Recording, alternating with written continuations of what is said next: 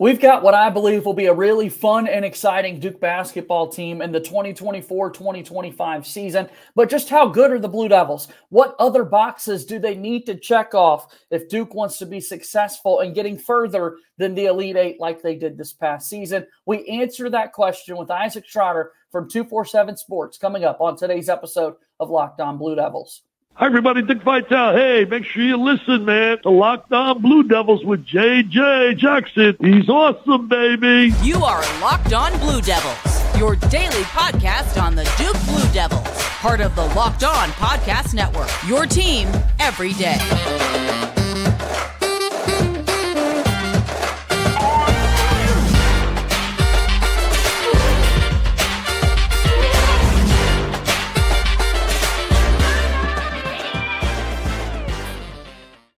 Hello, everybody, and welcome into another episode of the Locked On Blue Devils podcast. My name is JJ Jackson. I hope that you're doing well. This is our Thursday, April 25th episode of Locked On Blue Devils, your one-stop shop for everything going on in the life of Duke athletics. If you have not done so already, please be sure to follow and subscribe to Locked On Blue Devils for free, wherever it is that you get your podcasts. That's your way to keep up with everything that we're talking about each and every day. Also, make sure you leave us a 5-star rating and written review on the Apple Podcast platform. The algorithm really loves that, and I appreciate the support, and it classifies you, or gives you the opportunity, I should say, to get a 5-star shout-out on 5-Star Friday if you leave us a 5-star written review on the Apple Podcast platform. Watch the show each and every day on YouTube. Hit the subscribe button to see it each and every day as soon as we post. Comment, let us know that you're an everydayer. I love all our friends out there within our Locked On Blue Devils community. Today, we're going to talk about the team that Duke now has with Maliq Brown and Mason Gillis entering the fold, and we're going to have our good friend Isaac Trotter from 247 Sports here with us on the program today. It's been a little bit since we've had him on the show, but glad to welcome him back in. And we were just talking, we're fully into off-season mode, man. We got a lot to keep up with this time of year. Yeah, best time of the year, right? I feel like it's super fun to start thinking about like what the team could look like, and college basketball interest is through the roof. The portal is just absolutely absurd. Thankfully for us, we got the new rule came out today that all grad transfers have to be in by May 1st. That adds a new wrinkle to it because we got about a week left in the transfer portal. There's a bunch of guys in the NBA draft conversation right now that it might be in their best interest to hit the portal, even if they're not necessarily thinking about going back to school, just to cover your bases. So we could have some huge names come down the pipe, and then it starts to get even more fun. We're like, wait, are we going to get this guy back? Like, that's a big name. So it's it is one of those off seasons where I feel like my phone is just erupting, as is yours, I'm assuming as well too, just because it never ends. And Duke is in the thick of it this year, as much as any team in college basketball. Which is exciting, and it's something that we're not used to considering where the Blue Devils were a year ago. This month of April has been dominated by the transfer portal, dominated as it is each and every year by NBA draft decisions. Looks like Duke's going to be able to claim at least 2 more first-round draft picks when it's all said and done come June, and Kyle Filipowski and Jared McCain with the performance that they had. So that's been the storylines here in April. But before we go forward, I want to go back to the last day in March. And on March 31st, Duke played in the Elite Eight. They were 40 minutes of a basketball game, really 20, with a halftime lead at NC State from punching their ticket to the Final Four. That was all for naught. You and I haven't got a chance to speak since the end of the season. But as you sit back and think about, okay, we're 2 years into this Jon Scheyer era for Duke basketball. He went further in the NCAA tournament his first time around, finished with the same amount of wins in each season. What did you make of the squad this season? Yeah, I can't help but think it was a little bit of a missed opportunity, even with an Elite Eight, just because you just felt like the draw like opened up for them. Oh yeah. You know, Mark, even, I said at the moment that draw came out, like Duke was my pick to make the Final Four from day one when I saw that bracket on Selection Sunday, because Houston had really big injury concerns. Marquette had really big injury concerns. And I looked through that bracket. I'm like, where's the low post threat? Like, I literally wrote, like, unless NC State pulls off some miracle run and Duke has to see it, DJ Burns in the Elite Eight, they're probably not going to play a low post threat. And sure enough, that's what happened. So, it's a good year. They did a lot of good things, but I just can't shake that feeling that like you left something a little bit out there, because this is a group that I thought could have made the Final Four. and they're 20 minutes away, as you said there. And it just feels like the way it ended, it would leave a bad taste in my mouth if I was a Duke fan. Every end of the season stings, right? Unless you're the ones cutting down the net, because we were a season ago talking about year one of Jon Scheyer. You win the ACC tournament. You're going into the NCAA tournament riding an 11-game winning streak, and then Tennessee comes along. And yeah, if we can't win it, it's really heartbreaking when the season ultimately comes to an end. When you look at the roster that Duke had this season, now that we know the parts, now that we know what came together stylistically and just watching the team kind of unfold, what did you make of the team? Yeah, I wonder how much of this year is a learning year for Jon Scheyer moving forward, because I felt like they got a little bit more robotic and playing slower and kind of grinded out basketball as the season progressed, especially in March. And I wonder if they're able to get back to playing a little bit faster, a little bit more free. I felt like it just felt clunky a little bit more than what I kind of expected from that Duke offense. You saw that the ball popping around against James Madison in that round of 32 win. And you're like, man, that's what it looks like, right? Like, this is when this team has really hit that supernova gear. It was really, really fun, especially when those Jared McKean threes in transition were so special. But it felt like, I wonder if Jon Scheyer is going to look at this group and be like, we got to improve our skill. We have to continue to find ways to get spacing on the floor, and we have to really get going in transition, because I felt like Duke was nasty in transition last year, and I think they can be nasty in transition this year if Scheyer continues to let them, because it felt like he put the reins on this group a little bit more down the stretch, because the turnovers, they're trying to keep take care of the basketball, not give up those easy buckets.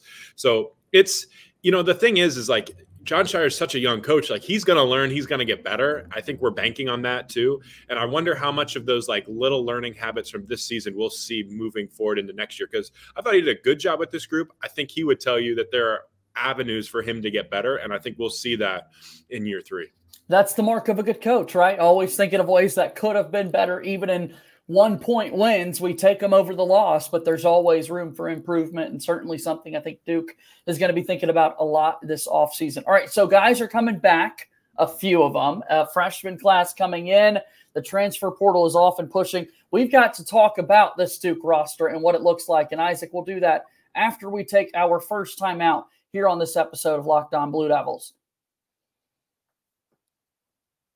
All right, Locked On Blue Devils here today is brought to you by our friends over at Gametime. This is my absolute favorite ticketing place, as Gametime is now an authorized ticket marketplace for Major League Baseball, which makes getting tickets even faster and easier. Prices on the Gametime app actually go down the closer it gets to the first pitch. I know a lot of Blue Devil country is in the heart of Braves country as well. A lot of Duke fans with the Braves fandom go to Truist Park. They have amazing deals over at the Gametime app. You've got the opportunity to take the guesswork out of buying MLB tickets when you partner and use Gametime. Save up to 60% off buying last-minute tickets, not only for baseball, but for other sports, concerts, comedy, theater events, and more. Gametime has the lowest price guarantee, or Gametime will credit you 110% of the difference. Take the guesswork out of buying tickets with Gametime. Download the Gametime app, create an account, and use code LOCKEDONCollege for $20 off your first purchase. Terms apply. Again, create an account and redeem code LOCKEDONCollege, LOCKEDONCOLLEGE, for $20 off. Download the Gametime app today. Last minute tickets, lowest price guaranteed.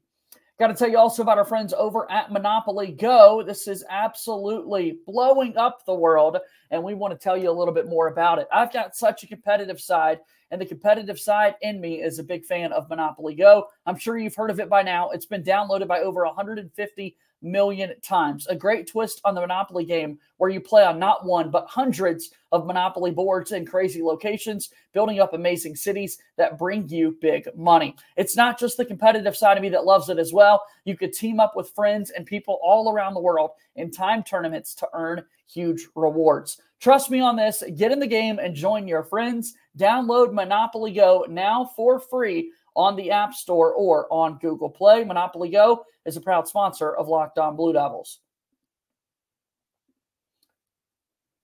All right, here we go. We get the opportunity to move forward here on today's episode of Locked On Blue Devils. I'm joined today by my pal Isaac Trotter, from 247 Sports. We're talking about this Duke basketball team and what it could look like this upcoming season. Two guys make the decision to return for basketball this year with Duke, and that's at the guard spot in Tyrese Proctor and Caleb Foster. What do you think this means for Duke? Yeah, it's big. Continuity, especially in that backcourt, is really, really important. And they're just so young. So it's like you needed to get some of those guys back. I think a lot of people expected Tyrese Proctor to potentially be in the mix to be a lottery pick in the 2024 NBA draft. And that obviously didn't materialize. But I think his timing of making a decision to come back to school for year 3 when he did was really important. And I'm still bullish on him and his future. I think maybe the national pushback to him was a little bit weird, right? He really struggled against NC State, but he was the next best thing after Houston, right? Like when he was terrific with on-ball defense, made some tough shots. And so it's like that dichotomy there is frustrating sometimes when you just see the national discussions about it. But I think Proctor can be a really, really good player in year 3. And I think Caleb Foster is going to be a really, really good player in year 2. And getting those two back, I feel like their games really play well together. They mesh well together. They have perimeter size. So you're looking at a positional size that you think could be really, really good at 2 of the guard spots. And that stuff matters. So there's a lot to like about those two together. And now it just comes into how do we fill the rest of this roster out? Because while Proctor and Foster are good, both those guys don't really get to the rim very much. Now, part of that, they can really improve themselves personally this offseason and adding more of that to their games. But I think that's going to really push this Duke roster construction moving forward, like who they add in the portal.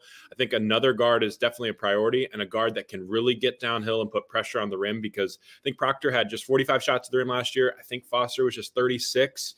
You need someone who can crease that defense and get into the paint, get 2 feet in the paint, and make some plays. Because I think we both trust Proctor to knock down, catch, and shoot threes. You both trust Caleb Foster to knock down, catch, and shoot threes. And you need a guard to get them the ball sometimes in those advantageous situations. No doubt. And spot on by you, Isaac. I mean, to cover college basketball as a whole, and you're giving us the nitty-gritty from the numbers inside this Duke basketball team.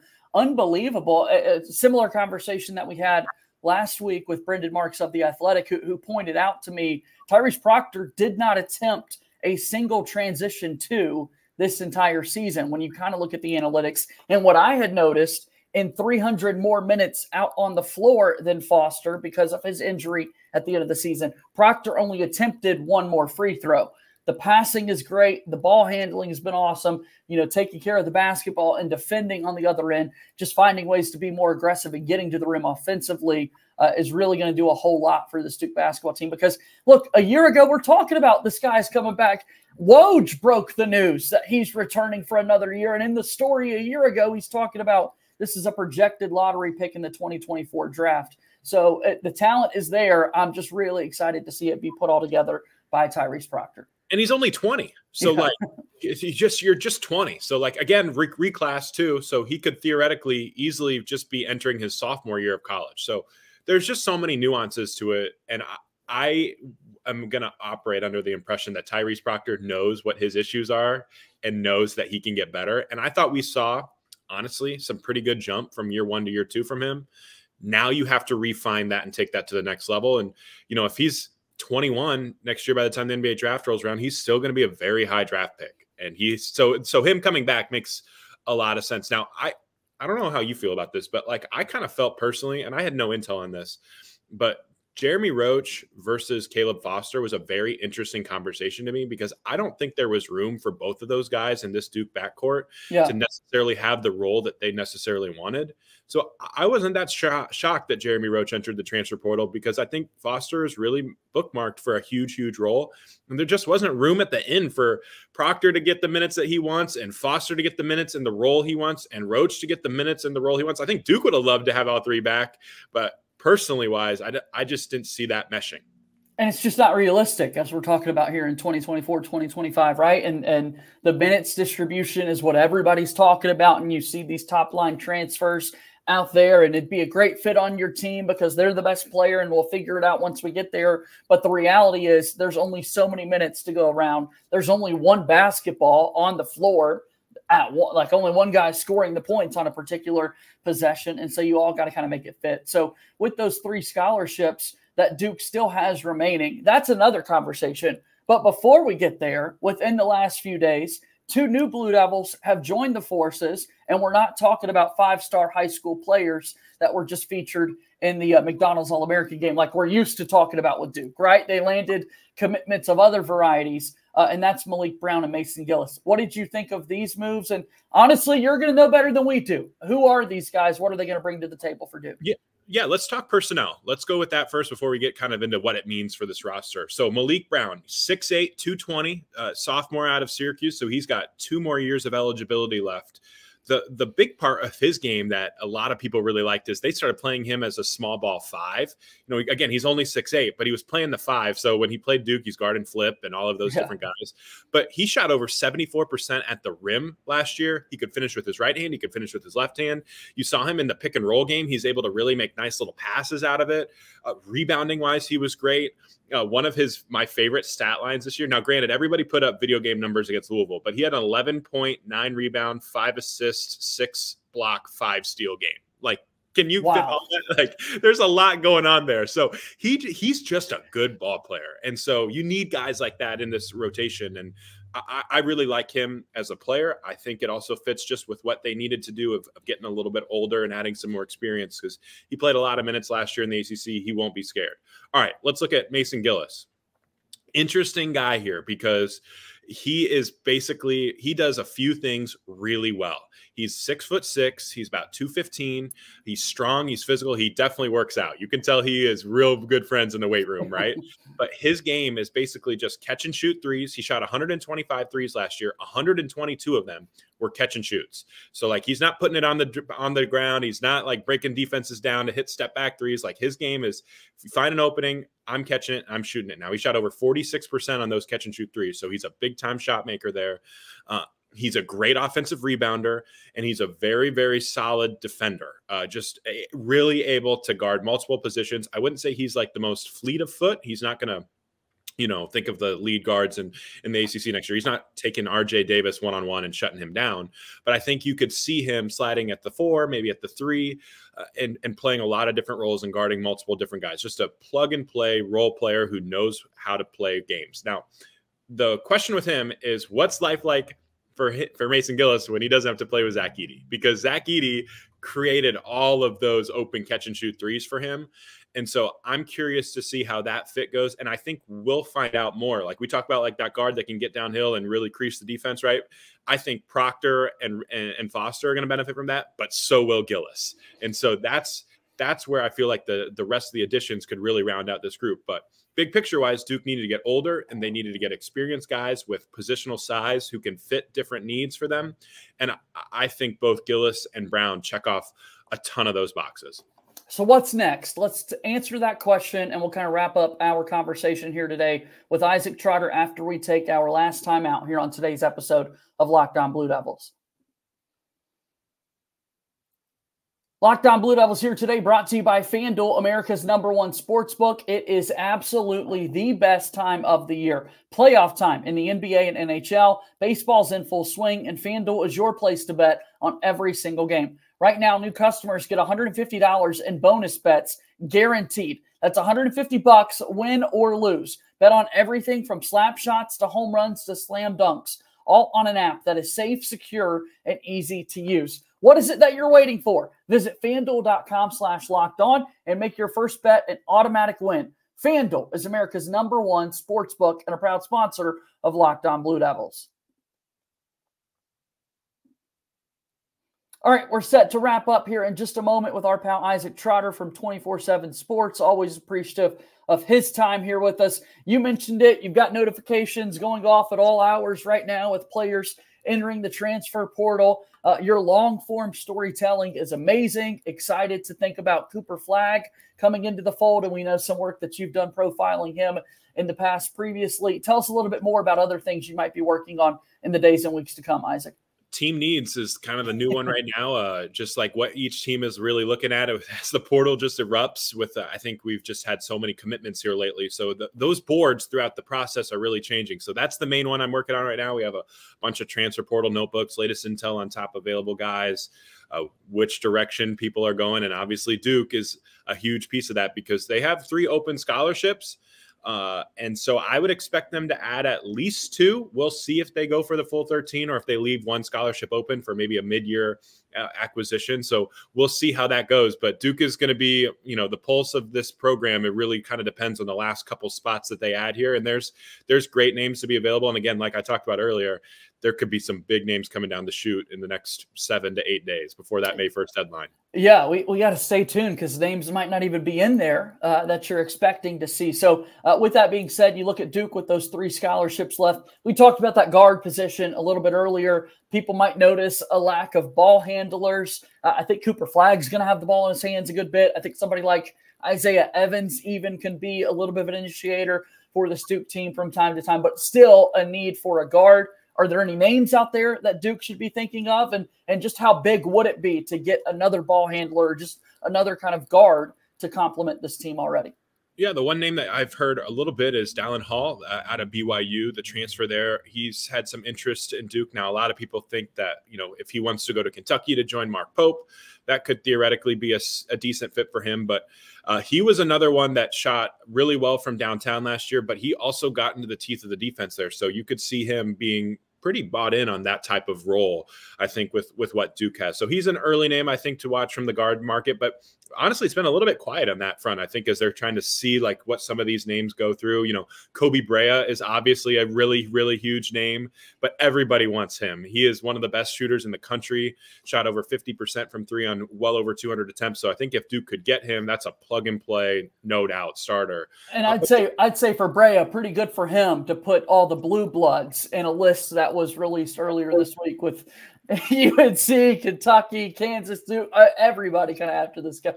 Get some money. Some money. You're going to really ramp up your the price of the brick has gone up for people who like our HBO show there. So anyway, the thing that I'm really watching with Duke moving forward is I felt like the hullabaloo or like whatever the social media frenzy over all those transfers was really like missed the point, I think, a lot, because I felt like the positional overlap that this roster was shaping up to have, like Mark Mitchell and Cooper Flagg do a lot of the same things well, but Flagg does them better. Maliq Brown, if he was staying, if they knew that they were going to get him in, Sean Stewart, like he does a lot of those same things that Maliq Brown does. Like that wouldn't coalesce very well. TJ Power is a good player, but like Mason Gillis does a lot of the things that he does well. So like, yes, Duke is going to have these guys transfer. And I wouldn't be surprised, honestly, if Jeremy Roach has a really good year for Baylor, if Mark Mitchell has a really good year for Mizzou, if TJ Power lands at a nice spot and has a nice year, Sean Stewart lands at a spot and has a nice year. They're good players. They should. There's going to be openings.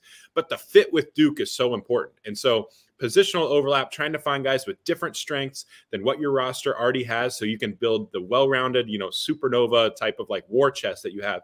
That's so valuable. And you look at what UConn had, like they had something a little bit different. Donovan Clingan could be that low post rim protecting guy who can play deep drop coverage, and he's awesome. But then they could bring in Samson Johnson, who can blitz ball screens and is super athletic and runs the floor like a big man. And they got multiple guards who can create shots at the rim. But then they got that big wing and Steph Castle who can drive it downhill. They got that big wing, Alex Caravan, that can shoot it from 3. Like they have everything. And I feel like they didn't have a lot of those guys that did both the same things well. And Dan Hurley was like, well, I got to pick one to be on the floor. That's the challenge for, I think, Duke moving forward, is just trying to find 3 more pieces, or 2 or 3 probably, more pieces that just do something different from what they have. And, big-time shooter who's on the wing, who's a vet, would make sense. A guard who gets downhill would make sense. Maybe they throw another big man in there if they, they're really concerned about some of the injury stuff with Patrick Ngamba. But I just feel like right now it feels like the wing and the backcourt are the top 2 priorities. Well, we're going to be following along with all of your work and excited to see what the Duke roster kind of looks like when it's all said and done. Isaac, the time is so greatly appreciated. Let folks know one more time where they can find all your work.